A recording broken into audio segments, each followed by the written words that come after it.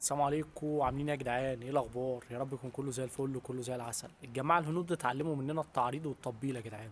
الولا بقى له يومين عمال يعرض لي عشان خاطر ياخد يومين اجازه وانا معلقه. هجنده وبعد كده بقى ايه اشوف هديله اجازه ولا لا. يا نديم، عامل ايه يا صاحبي؟ كويس يا مدير، الحمد لله. كيف حالك انت يا مدير؟ انا زي العسل. انا يبقى 8 ايام اجازه. 2 يوم اجازه؟ طب والشغل يا ابني؟ الشغل كتير يا مدير، يجي تعبان. ما كلنا تعبانين يا ابني، وفينا حد يا بصحته؟ باشا يا باشا، انت قال عليه يا باشا. انا غالي عليك يا باشا؟ طب والشغل يا ابني؟ ما هو غالي علينا كلنا. انت مدير انت في الكل.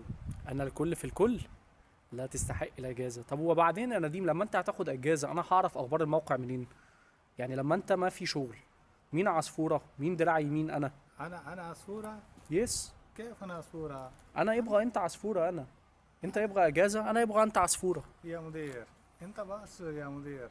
أنا... ما اعطي اجازه 2 يوم، انا شغل كتير، يجي تعبان يا مدير. اوكي، انا اعطي انت اجازه 2 يوم، انت 2 يوم ما في موجود، مظبوط. طيب يا مدير، انت مدير كويس الحمد لله. انا مدير كويس الحمد لله. انا كيف معلوم مين نفرات شغل؟ انا اعرف منين مين بيشتغل ومين بيشتغل مش بيشتغل؟ انت شوف، هذا ما في شغل، تعالى كلام سوا سوا. انا طيب يا مدير. صور، سند فيديو، سند فوتو، طيب ابعت يا لي صورة وابعت لي فيديو. اوكي طيب يا مدير.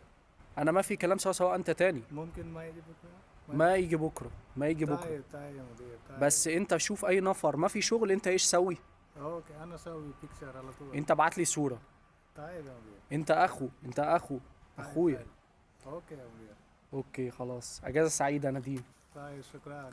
انا ايه؟ انت باشا، قول لي عليك.